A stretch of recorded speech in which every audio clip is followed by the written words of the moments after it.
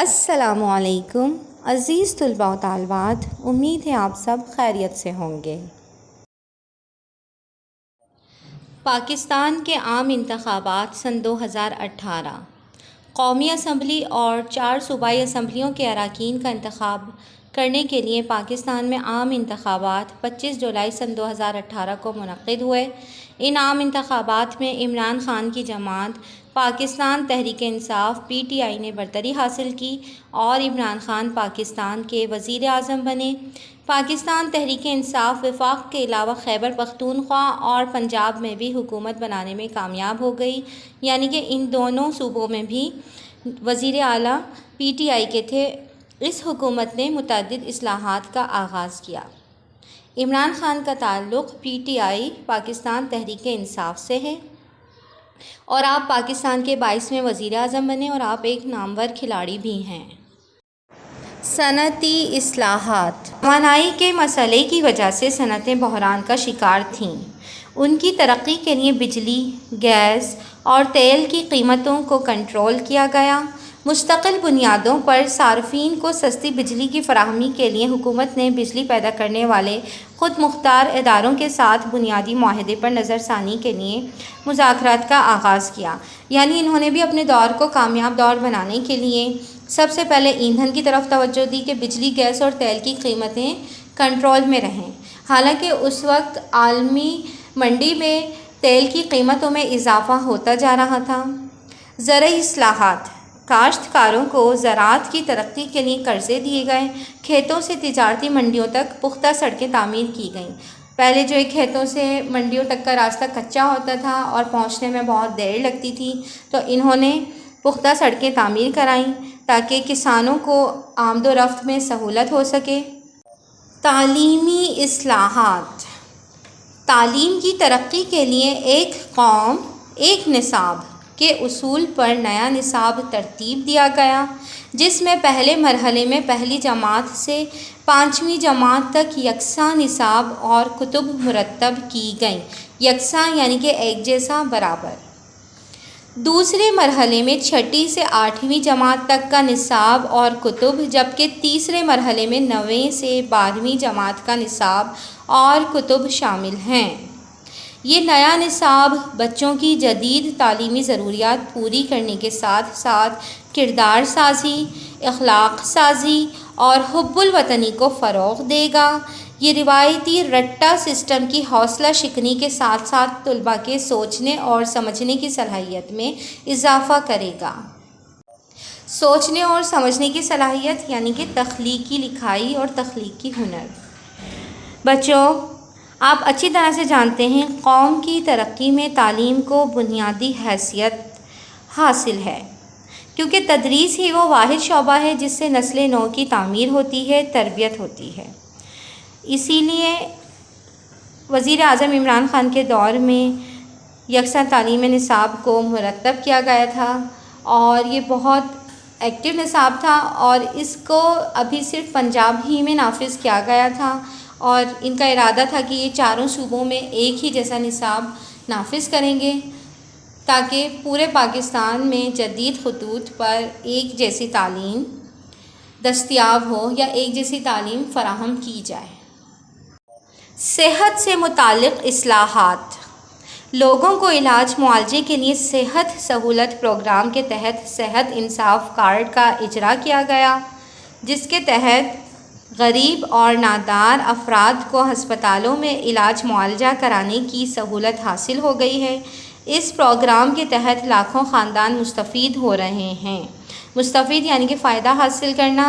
صحت انصاف کارڈ یہ ایک ہیلتھ کارڈ ہے جو پنجاب کے مختلف اضلاع کے لوگوں کو پاکستان کے مخصوص ہسپتالوں میں مفت طبی علاج کی سہولت فراہم کرتا ہے، اور اس کے بعد اس کا نفاذ خیبر پختونخوا میں بھی کیا گیا۔ معاشی اصلاحات۔ پاکستان تحریک انصاف کی حکومت نے ملک کے غریب طبقے کی خوشحالی، نوجوانوں کو روزگار مہیا کرنے اور خواتین کو مساوی برابر مواقع فراہم کرنے اور انہیں بااختیار بنانے کے علاوہ ملک کی معیشت کو مضبوط کرنے کے لیے متعدد منصوبوں اور پروگراموں کا آغاز کیا۔ وزیر اعظم عمران خان نے جن منصوبوں اور پروگراموں کا آغاز کیا ان میں دیا مر بھاشا ڈیم کی تعمیر، احساس پروگرام، نوجوان ہنرمند پروگرام۔ احساس پروگرام کورونا کے دور میں شروع ہوا تھا۔ نیا Pakistan housing programme, plant for Pakistan 10 billion tree programme, یعنی کہ پاکستان میں 10 بلین درخت لگائے جائیں گے۔ احساس سیلانی لنگر، پناہ گاہیں، ڈیجیٹل پاکستان ویژن سمیت کئی دیگر منصوبے شامل ہیں۔ کیا آپ جانتے ہیں 4 جولائی سن 2018 کو سپریم کورٹ آف پاکستان نے دیا میر بھاشا ڈیم اور مہمن ڈیم کی فوری تعمیر کا حکم دیتے ہوئے چیئرمین وابڈا کی سربراہی میں کمیٹی قائم کی۔ MCQs کے لحاظ سے بہت اہم ہے یہ بھی، ٹھیک ہے۔ کب حکم دیا سپریم کورٹ آف پاکستان نے؟ 4 جولائی سن 2018 کو۔ اور سربراہی کمیٹی کس کے ذریعے سایہ قائم ہوئی تھی؟ چیئرمین وابڈا کے۔ بھاشا ڈیم کیا ہے؟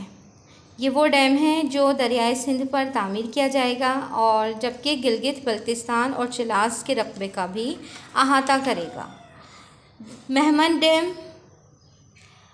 مہمد ڈیم بنیادی طور پر سیلاب کو کنٹرول کرنے والا ڈیم ہے۔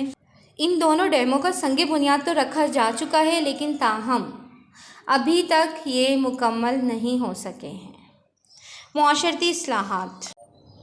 بڑے شہروں میں شیلٹر ہومز یا پناہ گاہیں قائم کی گئیں۔ شیلٹر ہوم سے مراد ایسے لوگ جن کے پاس رہنے کے لیے کوئی جگہ نہیں ہوتی، وہ یہاں پر رہتے ہیں اور ان کو کھانا اور دیگر ضروریات زندگی مہیا کی جاتی ہیں تاکہ غریبوں، ضرورت مندوں اور مسافروں کو رہائش کے ساتھ ساتھ مفت کھانا بھی فراہم کیا جا سکے۔ انتظامی اصلاحات۔ چین، ملائیشیا، ترکی، برطانیہ اور متحدہ عرب امارات سمیت کئی ممالک کے شہریوں کو ویزا آن ارائیول، یعنی پاکستان پہنچنے پر ان کو فوراً ویزا دینے کی سہولت فراہم کی۔ پاکستان تحریک انصاف کی حکومت نے سیاحت کے شعبے میں بھی خاطر خواہ اقدامات کیے اور اس حوالے سے پاکستان ٹورزم ڈیولپمنٹ کارپوریشن کے تحت نیشنل کوآرڈینیشن بورڈ تشکیل دیا گیا تاکہ ملک میں سیاحت کو فروغ حاصل ہو۔ یعنی ٹورزم کو فروغ دینے کے لیے ناردرن ایریاز میں نئے پروجیکٹ متعارف کرائے گئے۔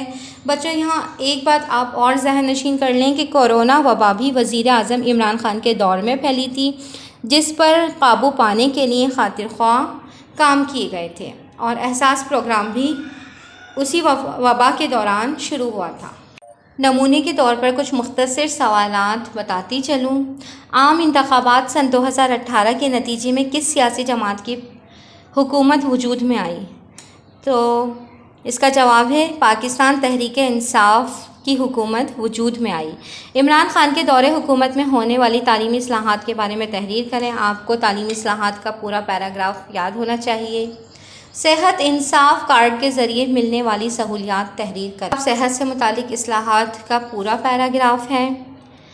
پلانٹ فار پاکستان پروگرام کے تحت کتنے درختوں کی شجرکاری کی جانی تھی؟